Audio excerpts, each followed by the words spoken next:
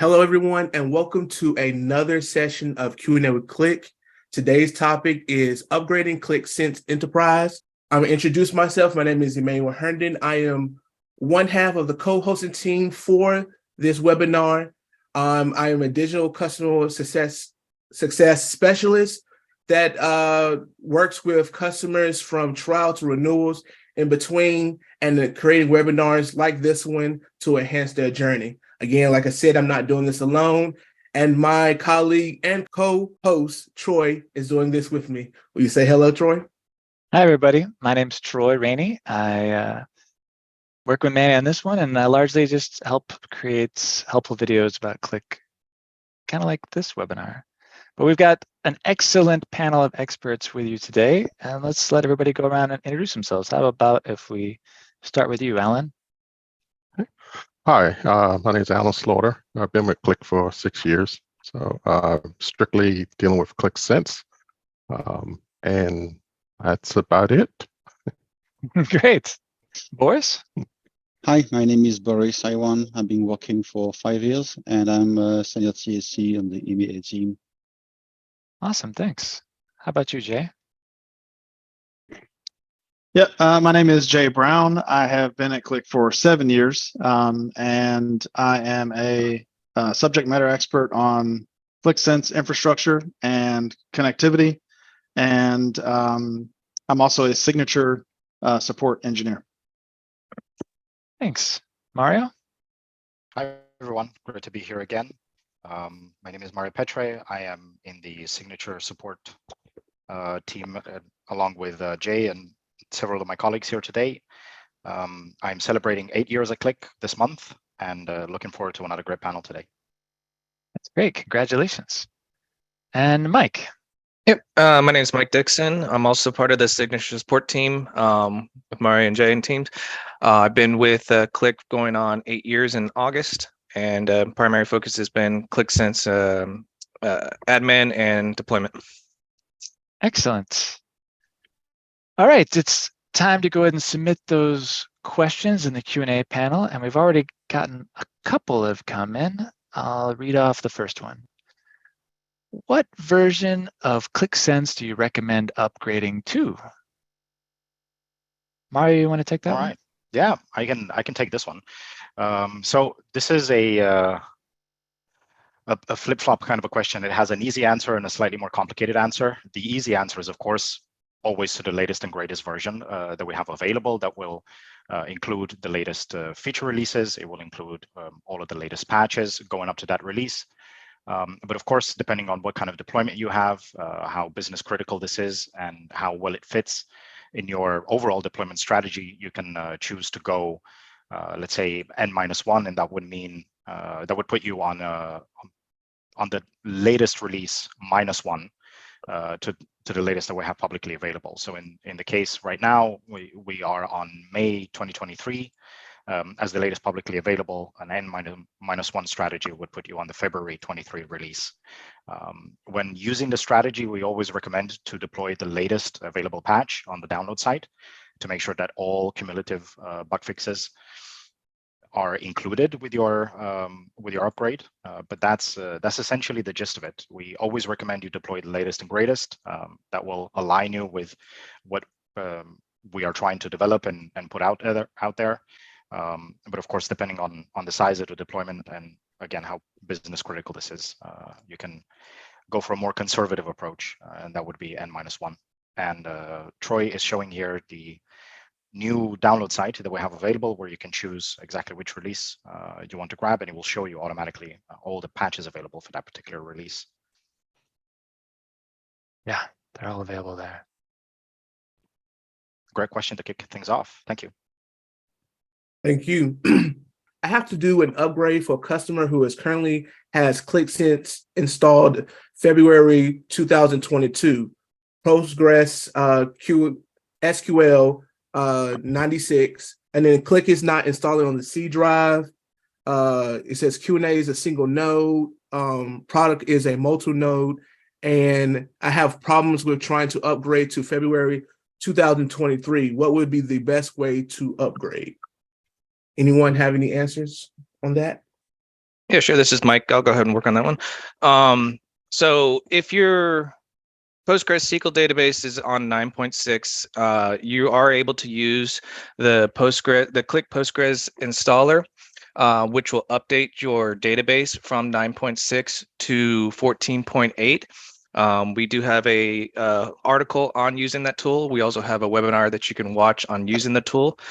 You'll want to go through this process to upgrade off of 9.6 because it's no longer supported after November 2022. After you upgrade your database, then you should be able to easily use the Qlik installer to go through the motions of upgrading the environment from February 2022 to the release that you're trying to go to. If you run into issues during the upgrade, depending on the issue, we might have articles out there already available for the upgrade process. But if if it's a production environment and it goes down, please submit a case with Qlik Support so that we can jump on a call with you ASAP to help you get the install up and running right away. But mainly the biggest thing you'll have to do is upgrade the database off of 9.6. As far as Qlik not being installed on the C drive, that shouldn't be a problem. As long as the database, which is in the program data Qlik Sense folder structure, as long as the database is still in that location, then you'll be able to use the Qlik installer. As far as the program files of the EXEs of Qlik Sense being on a different drive, that shouldn't be a problem and you won't run into any issues.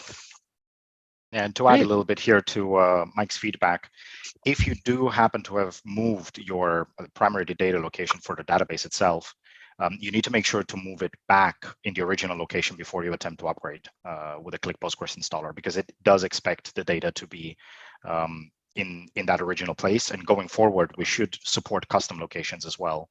But for the time being, it does expect the database location to be under program data. And some of our customers choose to symbolically point this to a different location. Just keep in mind that you will have to essentially remove that symbolic link and bring the data back to the original location before you attempt to upgrade. After that, you can move it back to the symbolic link target destination. Yep, thank you. Thanks, guys. All right, moving on to the next question. How to import personal Word documents into Qlik Sense Cloud. It's a little off topic, but anyone want to take that one? I'm wondering what kind of data this customer expects to extract from a Word document in Cloud. It's not a typical data file. Yeah. More in general, we do absolutely support the upload of all sorts of Office compatible data files, including Excel files, CSV files, tab separated values, all sorts of data structures that Office applications can also open. But the typical ones would be CSV and Excel files. Okay, thank you. Next question says, there seems to be a lot of R&D focused on SaaS version. Is there a plan for Enterprise to be a mirror of SaaS, or is it meant to lag behind to make us all switch to SaaS? A little joke. But if anybody has any comment. Yeah, so doesn't sound like anyone on this call really has a great answer for this. So let me just say that from what we're seeing in the field, most of the features that are available in SaaS do make their way to client managed. There are usually related requests that are going on at the same time. SaaS is treated as its own entity. So the cloud team, people are working on that behind the scenes, have a different focus than the client managed folks who may be working on something to make migration easier or to make, to increase stability. And those types of things, there's just different priorities between those teams and what's going on. So you will see that a lot of the cutting edge features and things like that will come to SaaS first. And that's just because, it's just easier to react in that space. When a solution is found, it can be deployed and it can affect all customers. Whereas if you're trying to deploy a fix to client managed, then it's usually affects a specific version or a specific patch level. And there's, patch requests and things for other versions, older versions that might need to be kind of branched off of that. So it's just a little bit more slower moving in that aspect. And so there's no intentional plan for enterprise to lag behind, but you will see cutting edge features and the most up to date deployments and patches and things making their way to SaaS first. Yeah, and most of the delays with releases on such features on the Windows platform come very simply from the release cadence that these products operate on. While we do continuous delivery on Qlik Cloud services, for example, where we may deliver several new features during the same week, we only publish 4 major releases containing possible new features for the Windows platform. So that might delay essentially the arrival of these new features onto the Windows package itself. Yeah, good point, Mario. All right, should I move on to the next one? Mhm. There's a question here asking about the steps and version upgrades for someone that's running Qlik Sense 2020 with Postgres SQL 9.6, and they want to move up to the latest version of Qlik Sense. What would be the path for that? I'll go ahead and take this. It's similar to the previous question as far as upgrading the database. If if you're on 9.6, that is no longer going to be supported after November 2022. So you will want to upgrade the Postgres database to at minimum 12.5 or 14.8, which is if you want to use the tool. If you would like to use the tool, you need to at least upgrade your Qlik Sense environment to February 2022, because that's where it's compatible. If you would like to bypass stepping up to February 2022, upgrading the database, and then upgrading Qlik Sense again, you could create a backup of your database, uninstall Qlik Sense, install the version that you would like to install, and then restore your database to the new version of Qlik Sense. So it's all preference on if you want to use the tools we have available, or if you want to do it manually by doing a backup and restore of your Qlik Sense environment. Okay, thank you. Next question is, what is the best way to avoid issues with deprecated features? Is there a step in installing, upgrading, or that will highlight these? Anyone have thoughts? I would say I the can best. answer. Yeah, sure, Yeah. go for it.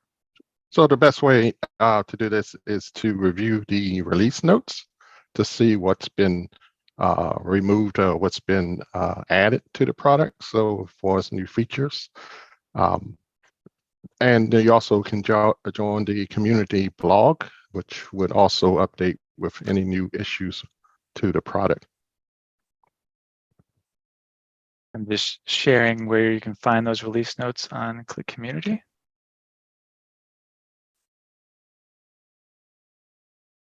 Yeah, support. Here, maybe this is easier. Release notes. And what was that other space you recommended? It's a support. It's a blog Right, that you can support join. updates blog. Yes. Then that will give you some updates on what's new, what's coming out, what's changing. Definitely.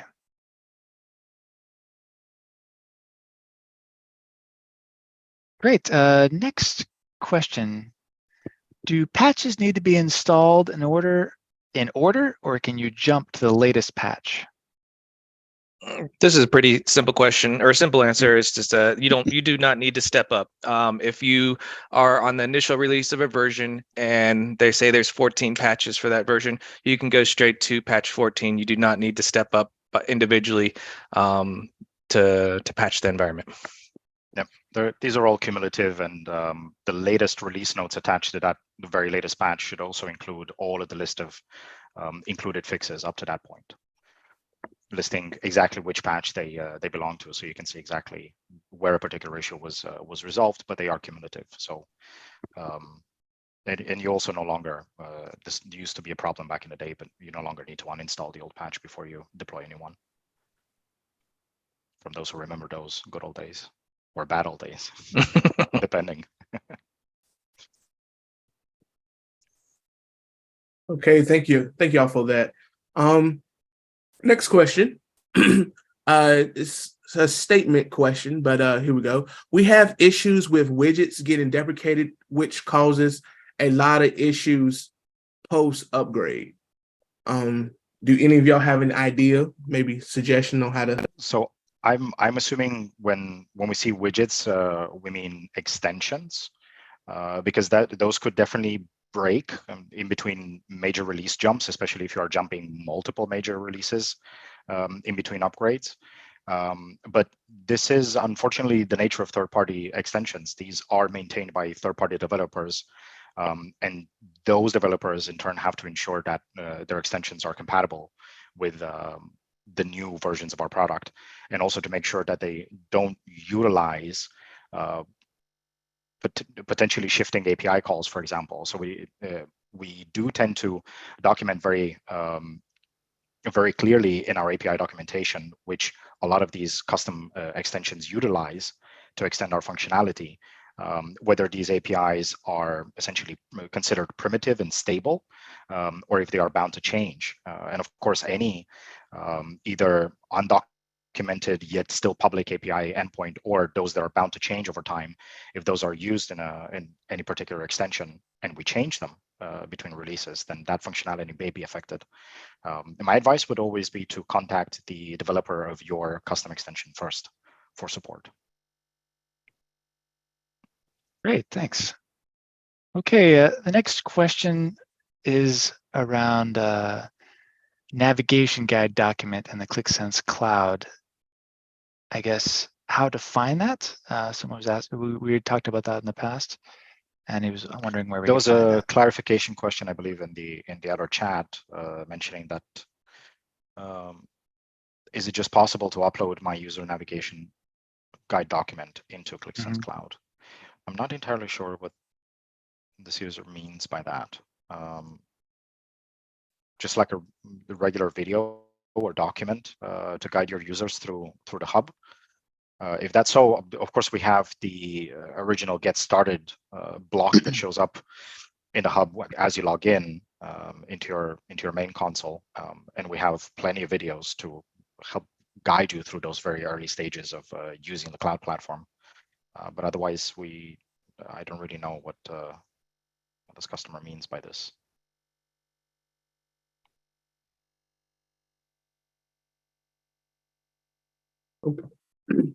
Okay, we'll move on for now. But thank you for that.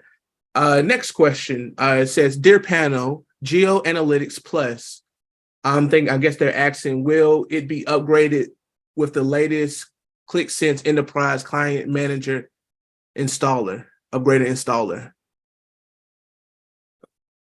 That's a connector, and you will have to upgrade that separately to Geo Analytics Plus connector.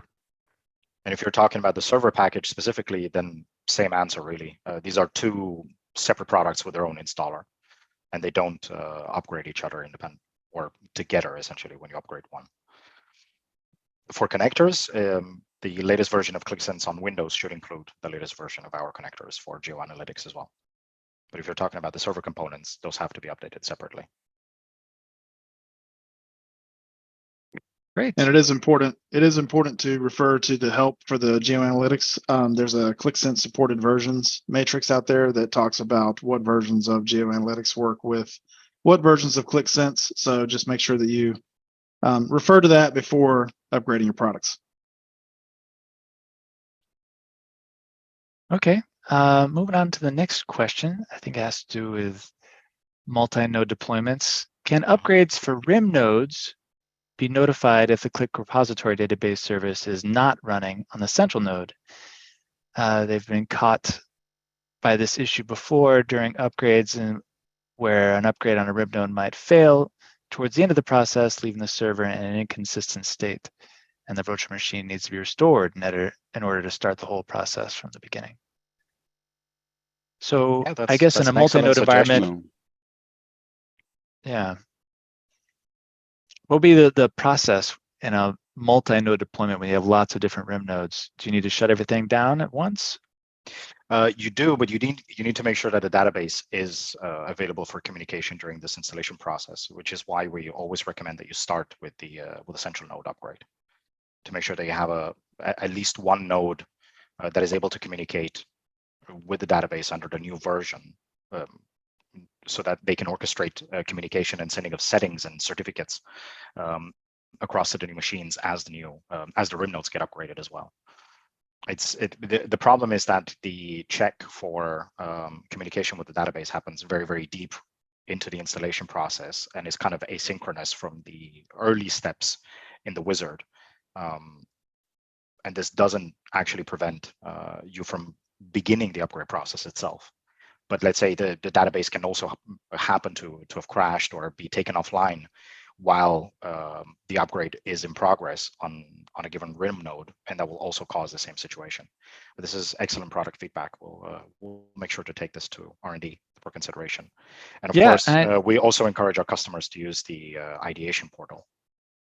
Yeah, there we go. That's totally thinking about that as well. That this is an excellent opportunity to go to ideation. Here you can look at things that other people suggested, or you can make a suggestion, and our product managers definitely review this content that gets uploaded here, and when it comes time to add new features, this is the first place that they go. So definitely take advantage of this feature on Qlik Community. Thank you, Mario. Thank you, Troy. Next question we have that came in. On the download page, I believe I have access to all download files, even for those we don't have license for. Is that accurate? Is data catalog a separate license? Any ideas? Anyone? Yeah, you will have access to software that you don't have a license for. You can download it, but you won't be able to license it. That is, and it is, data catalog is a separate license. So just talk to your account manager if you have questions about it, and they can get they can get you squared away on, how to obtain a license properly. And this is done really for convenience, because not everyone that is typically downloading our installers every day will have associated a license in our backend system. But still, as system administrators, we want you to be able to download the software and install it, even if someone else will come after the fact with a license to activate it.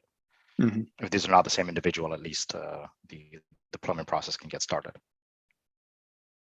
And additionally, for the more perspicacious of you, you would have noticed that we link to GitHub essentially for all of these releases, and those repositories can be followed and starred directly on GitHub to track our latest releases. You don't necessarily need to go through the downloads page. The advantage of that is that it of course gives us really good usage statistics about what our customers download and interact with on a regular basis. But we get some of the same statistics from GitHub, I believe, and you can of course always go there directly for those. Great. Next question. Should the services account have a license or not? I've seen a lot of error log messages of various customers related to the service account on session counter 5. Might be related to the Qlik management apps. So typically, the only reason the service account would need a license is if you're logging in to the Qlik environment as a service account and consuming applications. Outside of that, the service account does not need a license to fully work, successfully.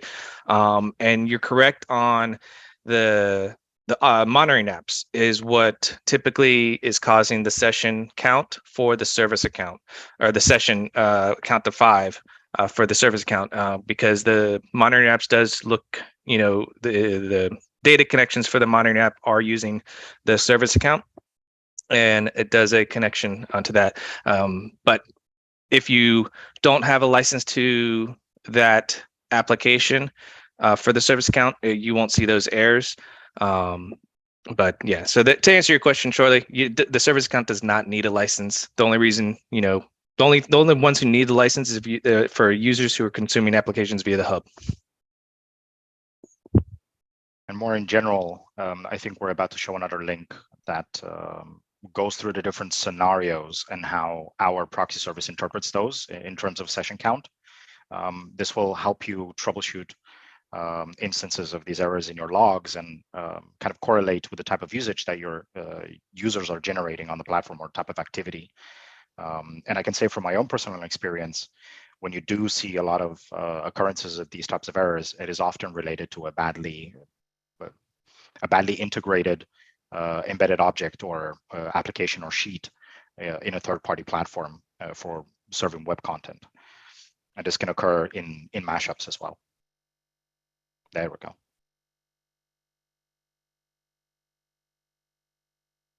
Yeah, this is that article, right? Because ultimately, this is hitting that service account is hitting a rather primitive mechanism for preventing abuse on the platform, and that is this max parallel sessions value of 5, which cannot be changed, and has been part of the product since I believe version 1.0.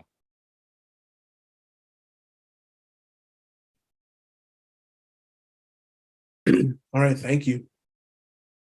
Next question. Is there any issue bypassing versions of Qlik Sense, for example, going directly to May 2023 from February 2022? Any thoughts? No, there is none. As long as you update Postgres to 12.5, shouldn't be an issue. Yeah, Great. indeed. I would be a little bit more cautious with larger jumps, especially coming from 2021 releases, as we have made some changes, for example, to the properties contained in our self-signed certificates in between those and some other major changes to the product package itself. But going anywhere from 2022 releases to a 23 release wouldn't be a problem.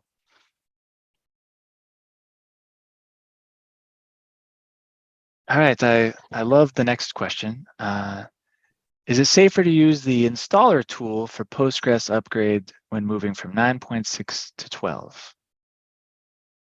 Well, this is Mike. Since if you're planning on using the Qlik the installer tool, it's going to be upgrading the database to 14.8, not 12.5. But as regarding as regards to is it being safe or not, I mean, I think it's going to be pretty safe to use. What's nice about it, it makes a backup of your database when using the tool. It also renames the database folder to 9.6 deprecated. So worst case scenario is that you could uninstall the standalone version of Postgres SQL, rename the folder, and you haven't lost any data. You haven't had to do any type of restore. Everything is still there. So as far as safe, I think it's pretty safe to use. Yes. But it will be upgrading your database to 14.8. We did have an older version of the tool, which did upgrade it to 12.5. But now it's upgrading to 14.8. 12.5 had recently some security gaps identified as well, which is why we pushed with R&D to have our internal repository upgraded beyond that point. So I think it's a good thing. It also performs better overall. And I'm just showing an article with instructions for how to use that Postgres SQL installer and a link to a video where Mike demonstrates it. And ultimately, for those more advanced admins out there, this is essentially a convenience wrapper around the standalone installer from Postgres themselves. So if you know what you're doing, you don't have to use QPI to upgrade. But of course, we do recommend all over the place during this article and other upgrade and restore articles, they always keep a separate backup of your databases, no matter what you do to the underlying system, just so that you can recover in case of any kind of mishap or disaster. We do have this separate article on exactly how to do that quickly and easily.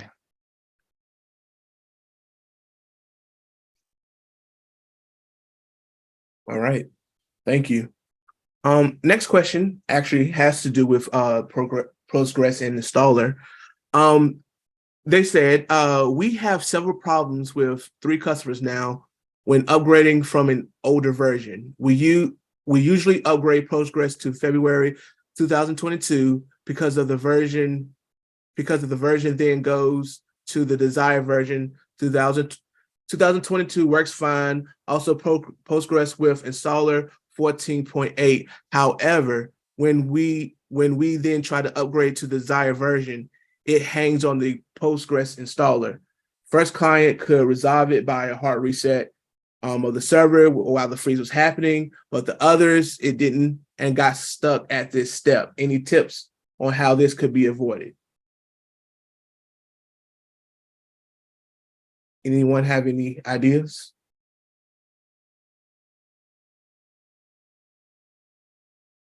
So it sounds like they were able to eventually upgrade, but it just has gotten stuck at some point in the process.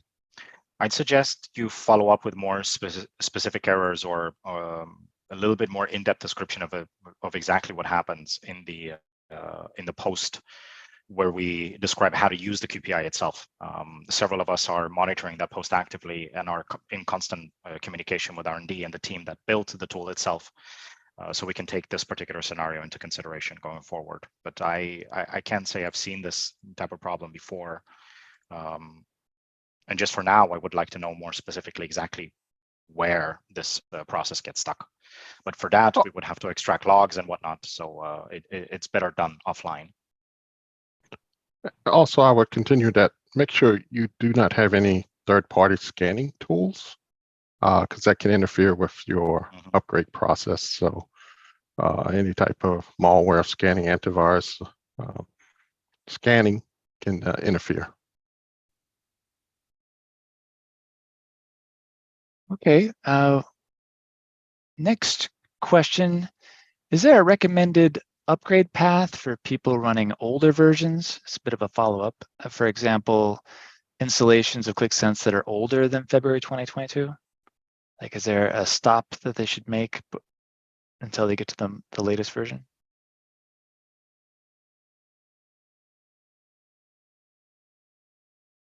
Well, again, can you go back to the beginning of the question? What was the yeah, version they're jumping from?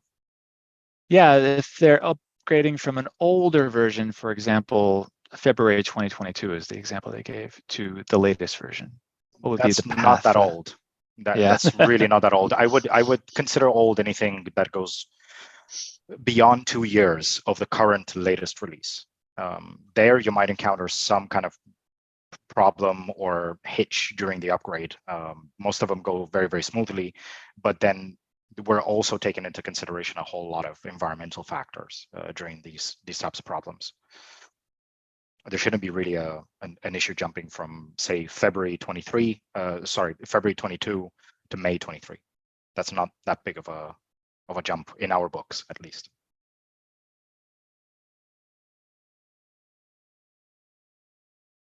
And I'm just going to post a link and another article with a step-by-step guide. And to continue sort of the versioning question, here there is another question that has to do with upgrading the operating system on these servers. This is a little bit trickier. This particular user is asking anything to keep in mind when upgrading the central node from Windows Server 2012 R2 to 2019. First, you're going to have to deal with the problems that may come up from during the upgrade of the operating system itself, and we can't really guarantee that alone will go smoothly. Backups are your friend always, and of course, having a full image of that central node server still on server 2012 or whatever your original operating system may be, having an image of that server around in case of a disaster, it is a great way to recover access and the platform for your users while you figure out what went wrong during the upgrade.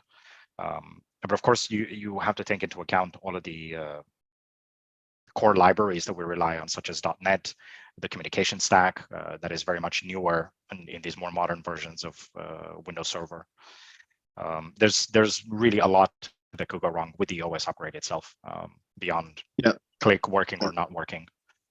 Yeah, Anything ciphers and things. Yeah, ciphers is something that we see a lot in the field when people upgrade the OS version. A lot of that stuff changes, so you might see errors around TLS and things like that at the OS level. So it's definitely what Mario said is correct. You definitely want to if you can, stand up another environment to test things out, migrate, and make sure you have a good backup of your old environment, just because, you know, at the OS level, it's difficult for Qlik to kind of assist with that. You know, that's really more of a client managed situation. Yeah, and if this is a sort of a retirement issue where you need to retire this particular group of servers because of how old the OS is, or simply upgrade them in place, I would recommend essentially deploying new virtual machines. If this is practical to you in this case, deploy fresh and start from a fresh server that has a newer version of that operating system, instead of trying to operate something in place. Your mileage may vary entirely, and starting with a clean slate is always preferable, but not always practical, of course.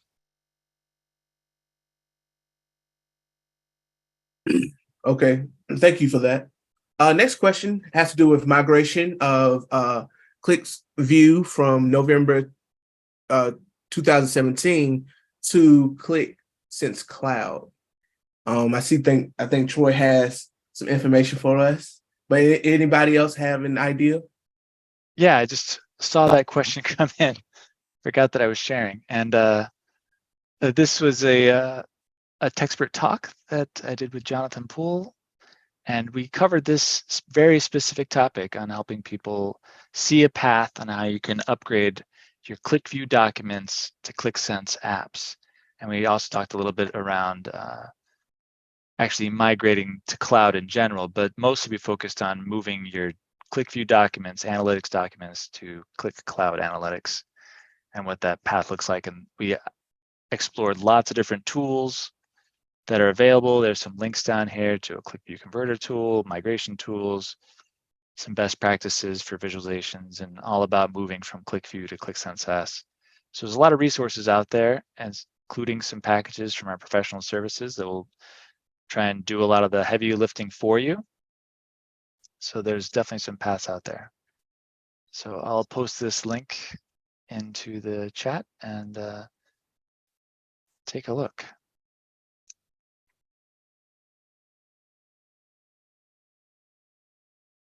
Okay, the next question.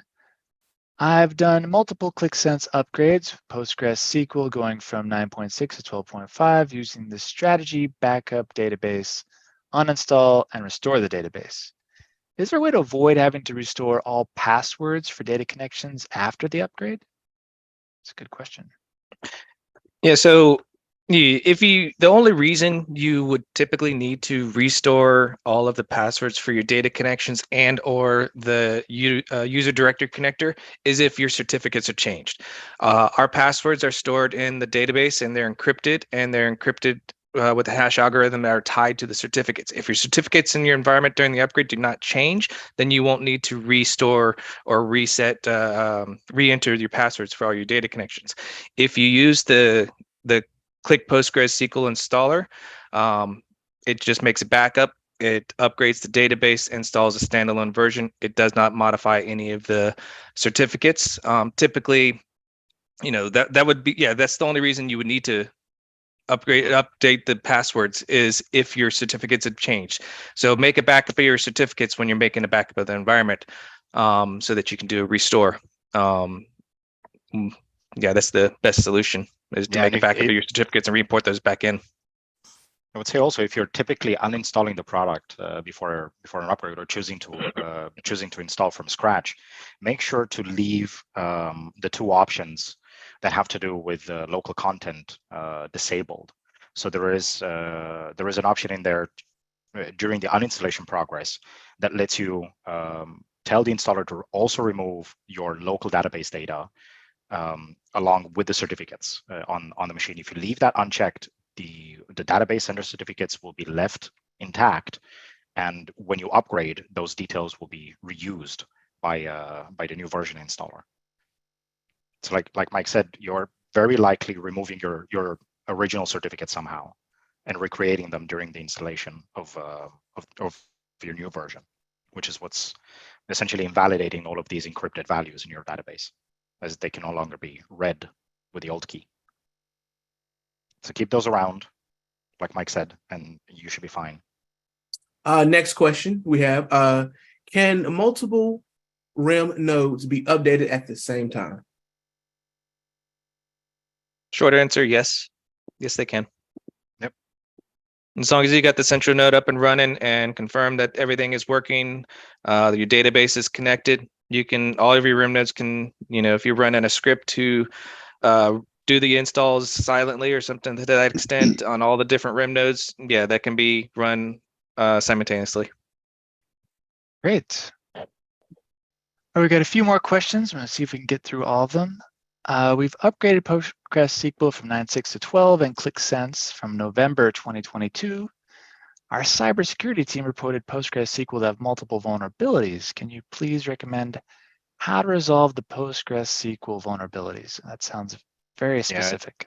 I think we've talked about just touch it tangentially in a couple of previous answers, but indeed, there was a security vulnerability identified with 12.5. This is why we have pushed the QPI to support all the way up to 14.8. So use the Qlik Postgres installer to upgrade to a higher version or deploy one yourself, depending on how you installed the database to begin with. And that should remove that security vulnerability. And of course, keep track of the CVE itself. This is documented outside of our community as it affects Postgres directly. And since I am talking about Postgres resources, I'll take the next question as well, asking about noticeable advantages running Postgres 14 over 12.5. We have noticed better stability overall since 12.5 overall. I can't speak to any specific improvements for Qlik operations directly just by using version 14. But overall, if you want to consult what changed between these versions, you can always refer to the Postgres SQL release notes that are available on their website. All right, thank you. Next question.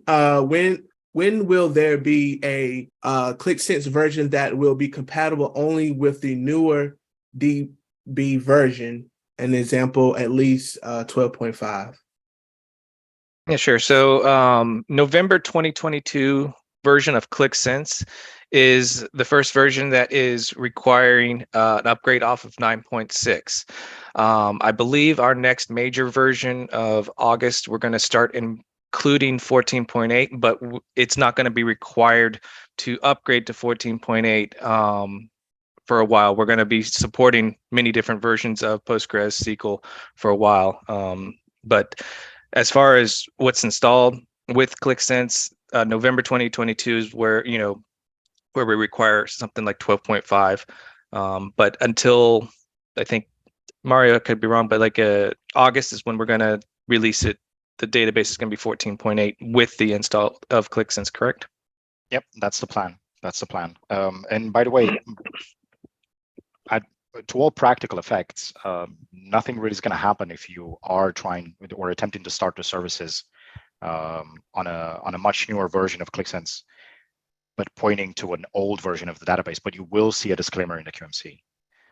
So because this is essentially a self-managed resource, even if it comes deployed with Qlik Sense itself, but especially in the case of you managing your own database server, you will have to own that part essentially and make sure that you upgrade accordingly. But all that's going to happen is a disclaimer in the QMC, as far as I'm aware.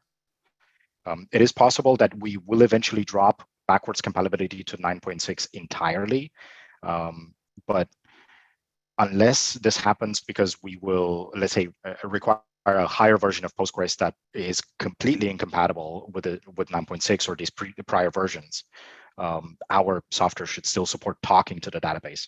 That doesn't mean that it would be a supported deployment scenario by Qlik Support directly and Qlik R&D, but in a pinch, you should be able to get it to talk to that database in order to upgrade it further. Great, thanks. All right, potentially the last question. When attempting to upgrade Postgres database using the QPI, the installer tool, the installation stopped due to the password containing a forbidden character. It advised we update the password. Is the best way to change the password to follow the documentation on how to reset forgotten Postgres SQL password? We don't know the current password. Oh. We do know the current password is how I'm reading that. We do know the current password. That's right. Yeah. So the reason they're asking this in this way is because our password reset procedure assumes that you have forgotten, right? So those steps involve putting the database into a temporary fully open state so that you can go in there as an admin user and run the queries required to set a new password on whatever user ID you want to change it for. But since you do have access to the database to begin with, all you need to do is run the alter part of the command in our documentation to change the existing password. So you don't have to follow all of the steps, but only the one that actually updates the new password. And we can maybe point to the specific help. Yeah, I just put the article in the chat for Troy. Yeah. All right. Yeah, this is that article on how to change the. Yeah. So if you scroll down here,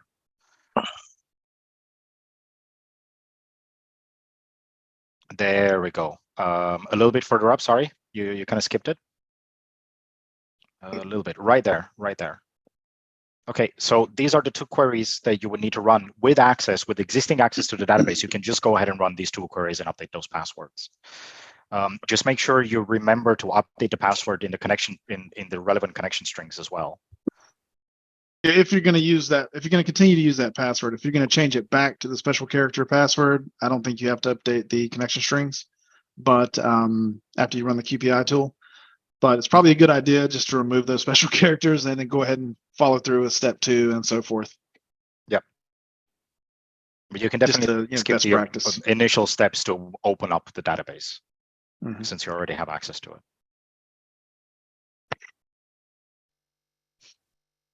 Okay, well, I'm not seeing any further questions coming in. So I want to thank everybody for joining today. We got a survey so you can send us some feedback about the video today and the presentation. Hope everybody enjoyed it and we got their questions answered. I want to thank our wonderful expert panel. Everybody, I appreciate all your contributions and I hope everybody has a great rest of your day.